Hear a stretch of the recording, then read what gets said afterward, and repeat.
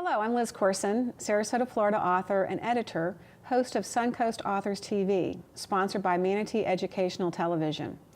Suncoast Authors TV features a 30-minute interview with an author, whether a local author or someone just passing through. We'll be talking about issues of interest to authors and aspiring authors, focusing on the writing, publishing, and marketing aspects of authorship.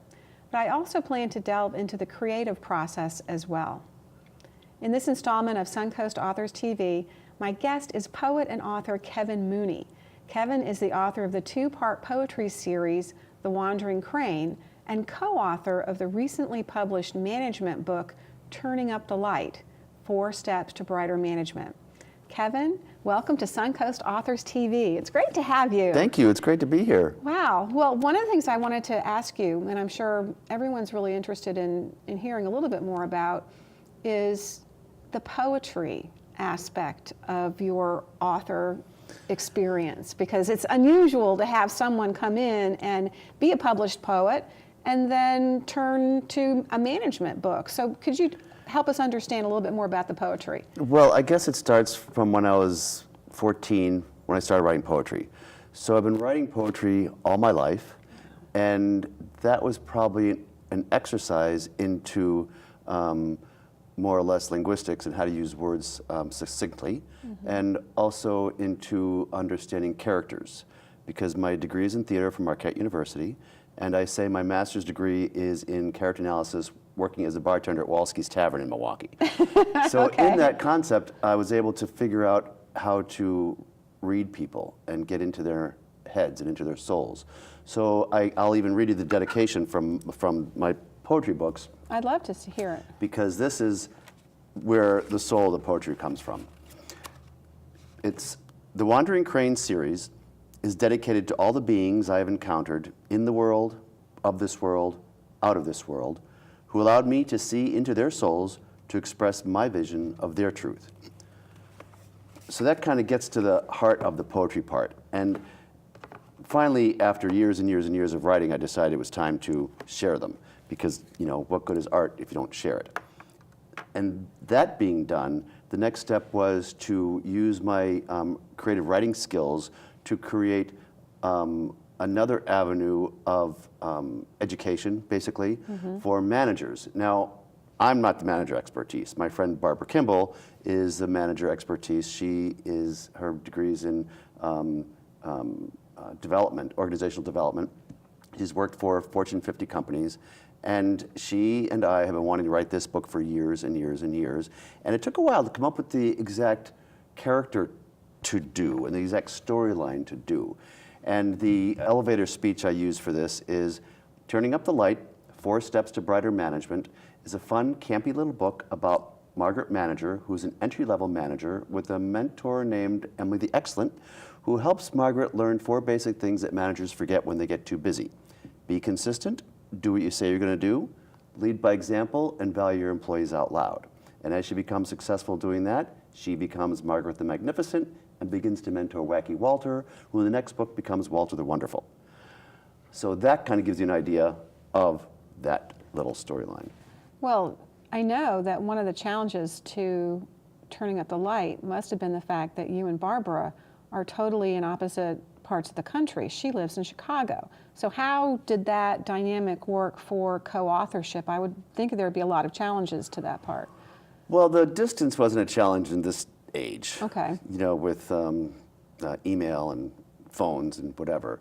The challenge was with each of our schedules, trying to figure out when we were going to meet. We would set up an appointment on the phone. The biggest challenge was deciding how we were going to write it. She insisted that I start the process, I write something, and then she would go back and add her piece. And I went, well, I can't do that. You're the one with the expertise. So it took a while. It took about 6 months before we finally got into a process that worked for us. So she would write down what she would think about a chapter, and then I would write it, rewrite it, and then she would get it back and rewrite it, and then I would get it again. And we'd go on the phone and go word for word for word, which words exactly what she wanted to mean, and also which words I think was best for the dialogue and the character development. So it was an interesting process. So it took a total of six years from beginning to publication. I will say the last year was more of the editing and publishing. So about 5 years to creatively write it. Well, one of the things I think that's one of the strongest suits of Turning Up the Light is the dialogue and the character development. So did you draw from your poetry background to bring that to the fore? Because it shows. It's very clever. Thank you. I will say, though, that Barbara had the original idea for the character. And I'm going to show this. If you see the Margaret, Yes. she had that in her head from day one. Now, trying to find the artist to create that was challenging. But that being said, because she kind of knew the character she wanted, that helped me to be able to do the dialogue. And it worked. It worked really well because being trained as an actor, being trained as a writer in theater, I was able to do a character study from somebody else's idea. That was very cool because when the characters are talking, you can hear them speaking, and it's very natural. It flows very well, and the situations they find themselves in are situations I think that are normal, everyday occurrences to people who are working in a management situation, as also as employees too. So there was that great dynamic and tension. And she actually, these are based on interviews that she did of real life people. Okay. And because she's in management, she always gets things from a management point of view. And because I'm a people person, I tried to make sure that she also included things from the employee point of view and how they would feel about what was going on. The book is really about how the employees feels about management policies and procedures, and how managers need to understand that by making the employees feel good, they retain and make better productive employees. Well, one of the things that struck me is that I've always thought that authors who are poets or authors of fiction, I mean, let's face it, unless you're Stephen King or James Patterson, you have a really tough row to hoe if you're a poet or a fiction writer. And yet management seems to be a perennial popular theme. So how are you marketing Turning Up the Light? I would imagine it'd be very different than the poetry books. Well, actually, yes and no. Okay. Because from the beginning, I understand now in this new world of literature and all the self-publishing that's out there and all the competition, and whether they be good or not, there's lots of competition. I don't have just books. There's an entertainment component that goes with each book. Okay. For instance, the poetry books have the multidimensional art installation based on poetry, which is a literal field of poetry. Field of Poetry is the title of it. 44 yellow yard signs with my original poetry on them. The second component is a presentation I call The Soul Traveler, where I read some of the poetry and talk about the 4 basic themes, which are love, fear, forgiveness, and being in the world, not of the world. And then the third component are the poetry books. Now, the same is true with Turning Up the Light, 4 Steps to Brighter Management, because we also have workshops and seminars that we can do for trade shows or corporate events. So whatever book I publish will also have an entertainment component to it. So you get 2 for 1 when you get the books, basically. How cool. When you do your poetry, you have your art installation, but you also have your readings. Where do you target for poetry readings? Libraries? I mean, where does that happen? There's multiple avenues I'm approaching. I did Art Prize in Grand Rapids 2 years ago, which was a great experience. I recommend anyone to go to Art Prize to see it. It's just phenomenal. There's art everywhere.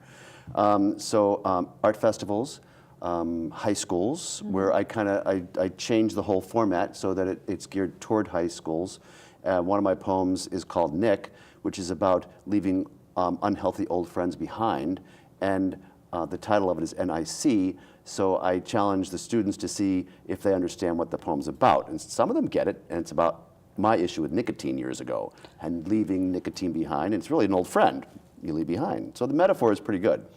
I've also done it at churches, where I bring in more of a spiritual element.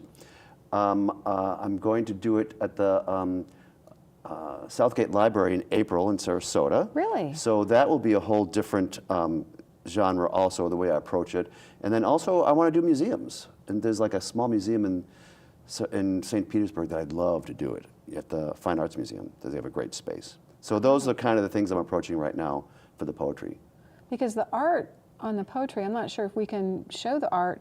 The art is so special that you even put it on note cards, which I've never, I'm sure it's been done, but I've never seen it be done. And I myself, in my own books, I'm very interested in the art, and I always have art in my books. And you've got marvelous art. The Wandering Crane is stunning. How did you find this artist? That was more difficult than I expected. I was recommended to go to Ringling School of Art and Design here in Sarasota. Yeah, that's a no-brainer. And they have a website for employers to go hire artists that have graduated from them or are still students there. So I went through about 6 or 7 artists, looking at their portfolios and talking to them online and trying to figure out if it would work. And finally I found Sean Hauser, who's local, and he did this artwork for me, and it was so phenomenal. I said, okay, I'm making a note card out of that because it's something I would like. And people love them. They do.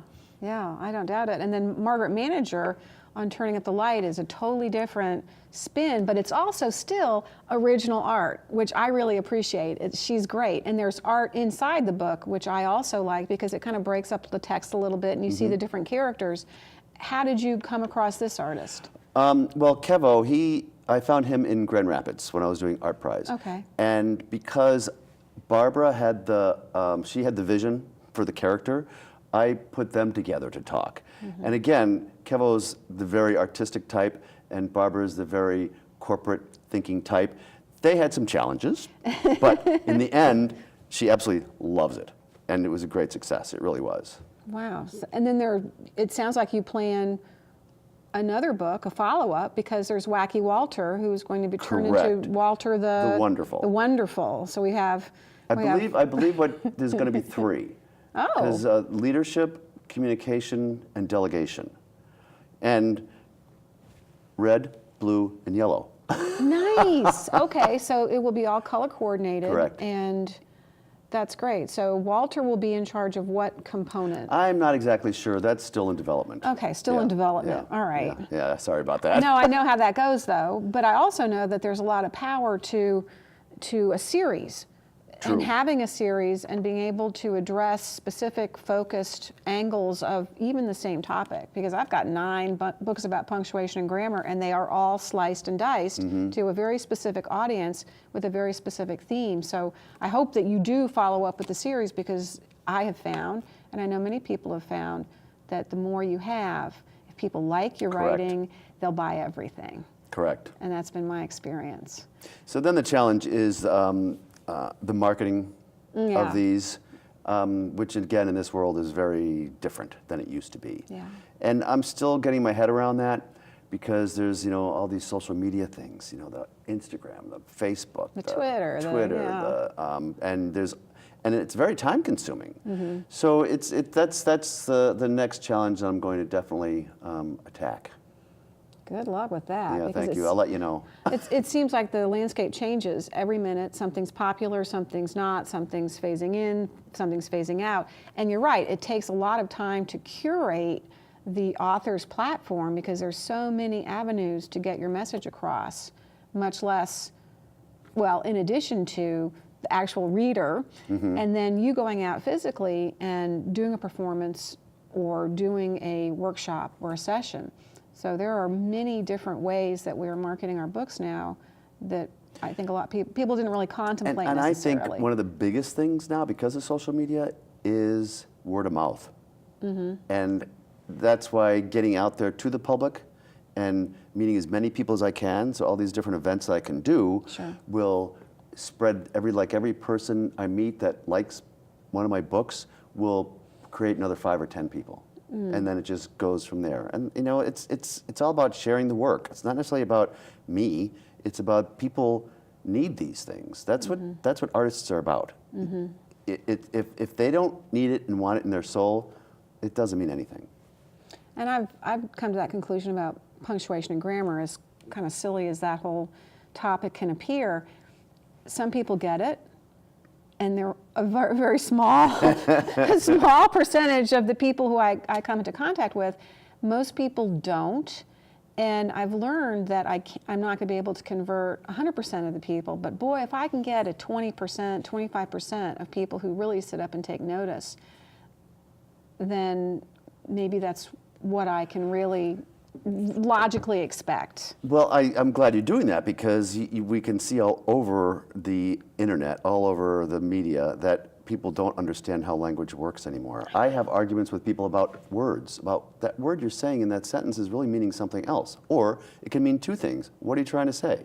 And I'm really picky about words, and it's almost like we're trying to keep our American English language more clarified, as opposed to getting too watered down.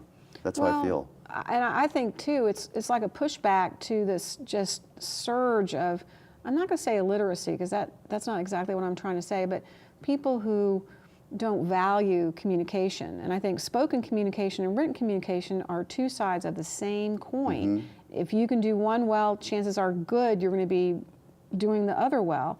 And it just seems as though there's just this lack of respect for the language, and it's so interesting, and that's too bad too. It's so very interesting. It's like the same thing, like in my poetry books. It takes me a while to be able to find the exact word I'm trying to convey, and like I've got 2 short poems that are companion pieces that basically come to mean 2 different things. And so, if I may. The first one is called True Love, and it goes, you cannot love one person more or less than another.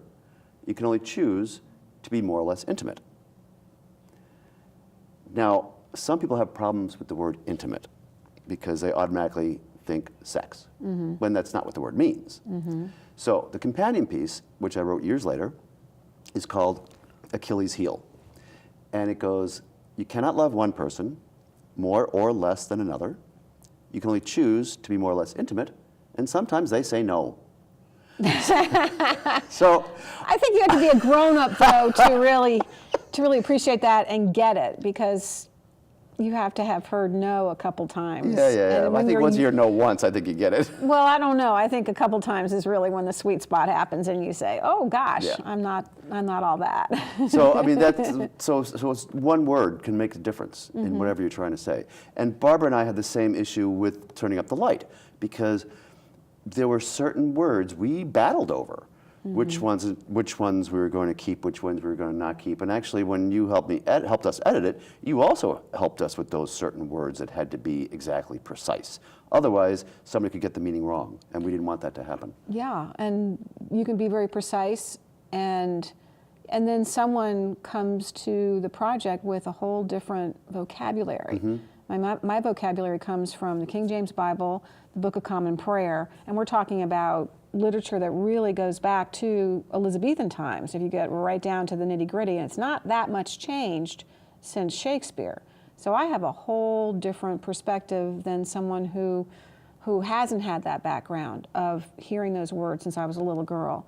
And if that's the joy of the teamwork that comes into it, because everybody has a little bit different perspective that they can bring to the editing and when you process. said teamwork, it's a collaborative effort between the co-writers and your muses and your editors and your the designers, the artists, the everything, and then plus when you get to marketing and publishing, there's a collaboration, which means compromise, because sometimes you have to understand that maybe what you think is right is not right, and you have to accept that.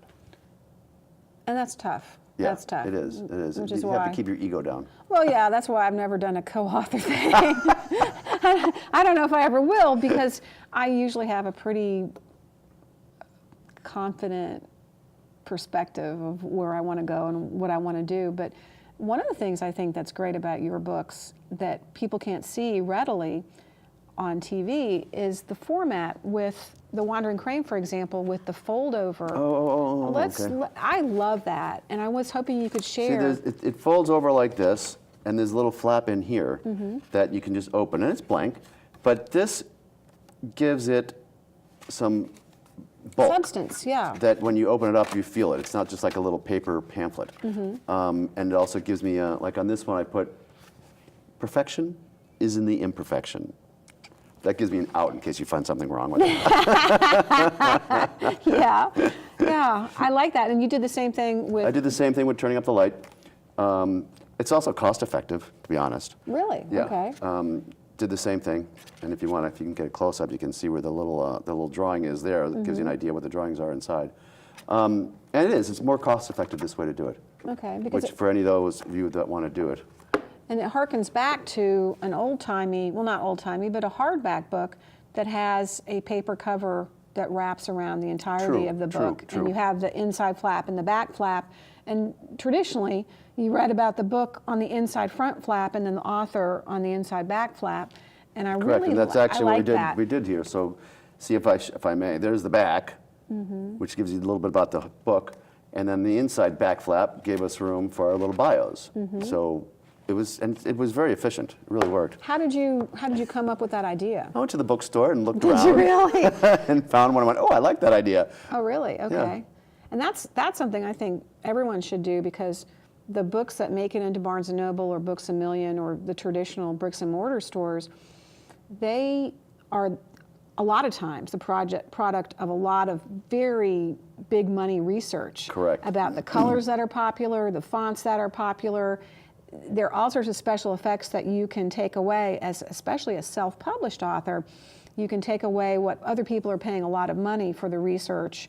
Right. And you're not obviously going to slavishly copy somebody else's creative work, but you can take away some rules and you can say, gosh, I really like that. And one of my pet peeves, I was at a book fair at the Deltona Library last weekend. Great book fair, very well run, been there for a number of years. And yet I see authors, particularly people who are first book, self-published, they have book covers and you step 3 feet away from the book and you can't read the title. And that's just a beginner's mistake, especially when you have the resources. But let me give you something that happened to me. When I was designing the poetry books, I had it in my head for years what it was going to look like. I mean, I had the crane in my head years ago. Really? I knew when I was 19 that it was going to be called The Wandering Crane. And so I didn't know how to get the cover. I didn't have the cover software to do the cover, book design for the cover design. So I hired someone to do it. And I told him exactly what I wanted, and he came back with something totally different. And I went, what are you doing? You're not listening to me. And so he finally did it, and I paid him a lot of money to do it, and I was not happy about it. And there are not many people that do that, from what I found around here. So when I got to do the turning up the light, because again, we knew what we wanted for the cover, I actually went to my local printer who could do it for me for like a fraction of the price. So if you do know what you want and you have some clue about what works and what doesn't work, you can just have it done yourself. Absolutely. But I think to take advantage of what's in a Barnes & Noble or Books A Million, one of the things I suggest to people is that once they find a cover that they really like, step back about 10 or 15 paces and see if you can still read the title. If you can't read the title from a little bit of a distance, you need to rethink your strategy, because all those curlicue fonts and the clever effects that people strive for because they think that's really trendy, if you can't read it, bottom line, it shouldn't be on a book cover. And this one, when I do book fairs, this book draws people to the table. Yeah, it's beautiful. It's like, I was amazed. I really was. And then I get to talk to them and tell them, do my spiels. And the poetry, yeah. So what's next for you? What's coming up? The library in April. Did you say Gulfgate? Gulfgate Library. Gulfgate, That's okay. right. It's Gulfgate Library. I may be doing a charter school in Sarasota also, which I hope that's going to work. Then hopefully I'm going to get to do a museum shortly and focus on marketing. And that's a big one, and which means a big picture stuff. And I have the website, kevinmooneypoet.com. Okay. I've got a Twitter, Instagram, Facebook page, and that's how I'm going to keep going with that. Just get it out there. Great. Well, I appreciate you being here today, Kevin. This is a really interesting history that you've got here as a poet transitioning to management, and it'll be interesting to see what the future holds. I can't wait to talk about it more. Yeah, thank you. We'll have to have you back, and I want to talk a little bit more about marketing too, so we'll definitely see if we can do a show specifically about marketing. Well, that's all we have time for today. I'd like to thank Kevin Mooney, poet and author, for sharing his insights into the authorship and marketing process. Thank you, Kevin. Thank you. I'd also like to thank Charles Clapsaddle and his fine team here at Manatee Educational Television for hosting this programming. If you'd like to have more information about Suncoast Authors TV, any topic suggestions, or would like to be interviewed, please contact me, Liz Corson, through my website, lizcorson.com. Until next time, thank you for joining us today.